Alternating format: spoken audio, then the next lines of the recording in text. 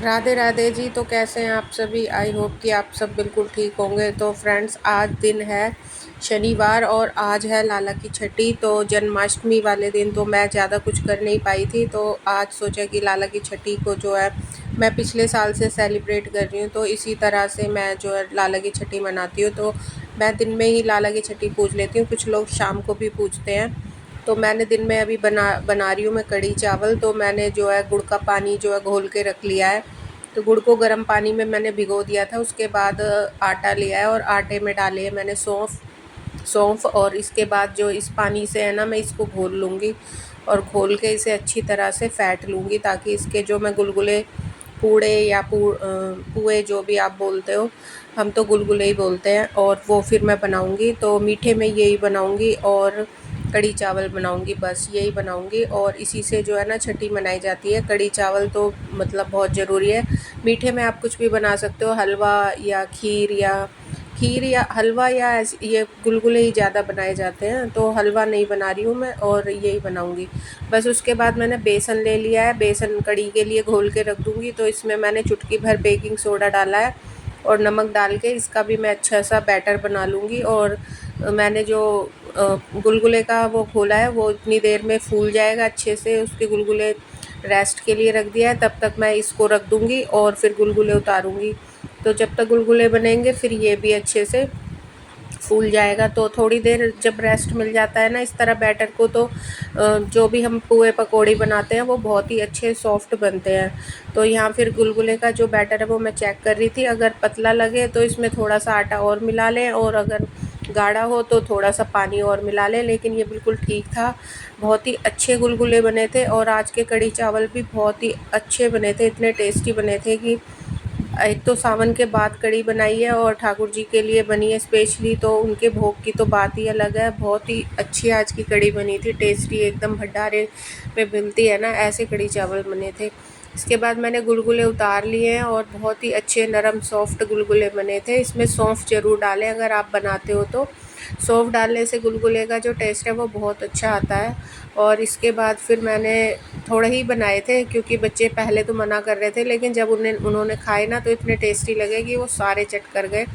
तो बस 2 ही खान मैंने बनाई थी। और अब चावल जो है ना मैंने भिगो के रख दिए हैं, तो चावल भी साथ में चढ़ा दिए हैं। जल्दी जल्दी मैं सारा खाना बना लूँगी। और कढ़ी बनाने में बस थोड़ा सा टाइम लगेगा, क्योंकि कढ़ी खदकने में थोड़ा सा टाइम लगता है ना। कढ़ी जितनी अच्छी रच रच के बनती है, उबलती है ना, तो उतनी ही अच्छी स्वादिष्ट कढ़ी बनती है। तो यहाँ जो है मैंने जो पकौड़ी के लिए बेसन घोल के रखा था वो भी अच्छी तरह से फूल गया है, और इसकी भी ना मैंने पकौड़ियाँ उतार ली हैं। और हल्का सा पानी और डाला था 1-2 चम्मच, ताकि बहुत सॉफ्ट पकौड़ी बने। और 1-2 पिंच अगर बेकिंग सोडा डाल लेते हैं ना तो उससे और भी सॉफ्ट पकौड़ी बनती है। तो मैंने इसमें डाल दिया था 1-2 पिंच।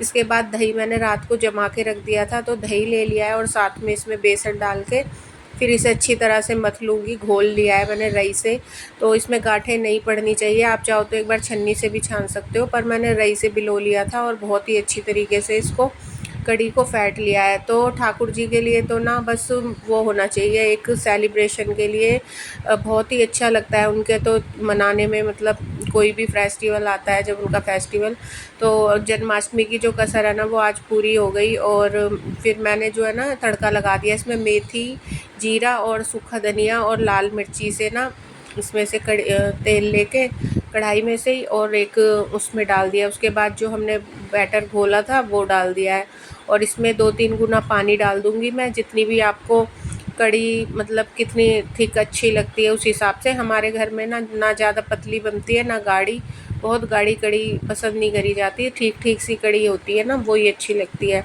और पकौड़ियाँ डालने के बाद ये कढ़ी और भी गाढ़ी हो जाती है, तो मैंने ना लगभग अच्छा खासा पानी डाल के इसे रख दिया है। तो कढ़ी अभी खदकेगी तो गाढ़ी होएगी अच्छे से, और जब पकौड़ियाँ डाल दूँगी तब और भी गाढ़ी हो जाएगी।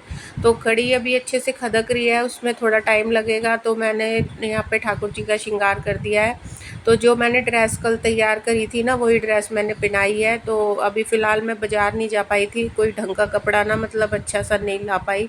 तो मेरे पास ये पीले रंग का नेट रखा हुआ था, तो इसी से बनाई थी। और ना डेकोरेशन मैं कर नहीं पाई, इस पर मुझे कुछ भी अच्छा नहीं लग रहा था। तो सिंपल सोबर सी बना ली थी। वैसे भी ये छठी में जो है ना बहुत सॉफ्ट कपड़े पहनाए जाते हैं। ठाकुर जी का जो भाव होता है ना हमारा एक छोटे बच्चे की तरह ही होता है। तो मैंने ज़्यादा तड़क भड़क कुछ ऐसा करा नहीं इस पे, बस एक सिंपल सी माला और उनको नजरिए पहना दिए हैं, हाथों में कंगन पहना दिए हैं और ना इनको बाल वाल लगा के थोड़ा अच्छा सा लुक आता है। बहुत ही ठाकुर जी बहुत प्यारे लगते हैं। फिर उसके बाद ना उनको पगड़ी की जगह मैंने आज ऐसे कपड़े से पाग बांधी थी उनकी, छोटी सी जो ग्वाल बाल ऐसे बांधते हैं ना, वो वाला लुक बहुत ही अच्छा लगता है ठाकुर जी पे। जो बाल रूप होता है वो बहुत ही सुंदर आता है निकल के। बस उसके बाद जो कड़ी है ना, इतनी देर में फिर मैं आई थी बाहर मंदिर वाले कमरे में से, तो फिर कड़ी भी खदक गई है। 20-25 मिनट 30 मिनट मतलब कम से कम कड़ी मैंने अच्छे से खदकाई है। उसके बाद मैंने लास्ट में पकौड़ियाँ डाली है। तो जब कड़ी बिल्कुल बनने वाली हो ना, मैं उसी टाइम पकौड़ियाँ डालती हूँ, पहले पकौड़ियाँ नहीं डालती हूँ। तो इस तरह ना बनाने से मैंने आपको तोड़ के दिखाई थी कड़ी की पकौड़ियाँ कितनी सॉफ्ट बनी है, एकदम जाली वाली और बहुत ही अच्छी रुई जैसी नरम पकौड़ियाँ बनी थी। इसके बाद ना मैंने देगी मिर्च का तेल में थोड़ा सा तड़का लगा दिया है, उससे ना कलर और टेस्ट दोनों ही बहुत अच्छे आते हैं। तो अगर आप हींग डालना चाहते हो तो डाल सकते हो। मैं लाला के भोग में ना हींग नहीं डालती हूँ। जब भी मैं ठाकुर जी का भोग बनाती हूँ तो उसमें हींग का इस्तेमाल नहीं करते हैं, हम लोग नहीं खाते हींग, ठाकुर जी को भोग में नहीं दी जाती है। तो कुछ लोग डाल भी लेते हैं, लेकिन अपनी अपनी श्रद्धा है। और इसके बाद मैंने दीप प्रज्वलित कर लिया है और ठाकुर जी का भोग जो है वो लगा दिया है। अब बस हम उनका नेग करेंगे, जो एक मैं उनको एक तिलक लगा दूँगी। तो चंदन और केसर का मैंने एक छोटा सा टीका उनको लगाया है। उसके बाद फिर उनको नजरिए पहनाए हैं। उसके बाद काजल बनाऊंगी, तो काजल जो है इसी चम्मच में मैं बना लूँगी। ठाकुर जी की चम्मच है ये, इसमें छोटा सा तिलक बना के और बस नेक कराए कि भाई हाँ, हमारे ठाकुर जी को जो है कान के पीछे, हाथों पे और आँखों में मैंने काजल लगा दिया है। उसके बाद तुलसी दल डाल के भोग लगा दूँगी। तो भोग पा के फिर ठाकुर जी जो है मैंने कड़ी चावल और गुलगुले और साथ में डाले मैंने घी बूरा वाले चावल। चावल पे जो घी बूरा डाल के देते हैं ना, वो तो हमारे यहाँ हरियाणा में तो बिना इसके चावल के ना, जो ये वाले चावल होते हैं बूरा वाले, इसके बिना खाना अधूरा ही माना जाता है। और छठी वाले दिन भी हमारे यहाँ ना ये वाले चावल ज़रूर बनाए जाते हैं। तो मैंने वही जो है ना थोड़े से चावल पे घी बूरा डाल के, और जब भी चावल मैं बनाती हूँ तो स्पेशली ठाकुर जी को तो ज़रूर ही भोग लगाती हूँ। तो बच्चे कह रहे थे मम्मी आपने दर्पण नहीं दिखाया, शीशा तो दिखाया ही नहीं। तो मैंने सोचा कोई बात नहीं अब दिखा देते हैं, तो ठाकुर जी को फिर शीशा दिखाया। तो बच्चे मेरे पीछे ही खड़े हैं, बस मस्ती मजाक चल रहा है हमारा। अब थोड़े से मैं ऐसे भजन गा रही हूँ तो बच्चे गा रहे हैं मम्मी आप क्या गा रहे हो। तो बच्चे ऐसे ही चिढ़ाते हैं थोड़ा सा। फिर झूला झुलाया है उनको। और भजन वगैरह मुझे कुछ ऐसे आते नहीं है, बस मेरे मन में जो भाव आते हैं मैं उन्हीं को ठाकुर जी के सामने अपना खुश हो लेती हूँ, व्यक्त कर लेती हूँ। और ठाकुर जी का झूला झुला के फिर मैं थोड़ी देर उन्हें सुला दूँगी। और उनकी नौछावर भी मैंने करी थी। तो आई होप कि आपको मेरा ये ब्लॉग पसंद आया हो।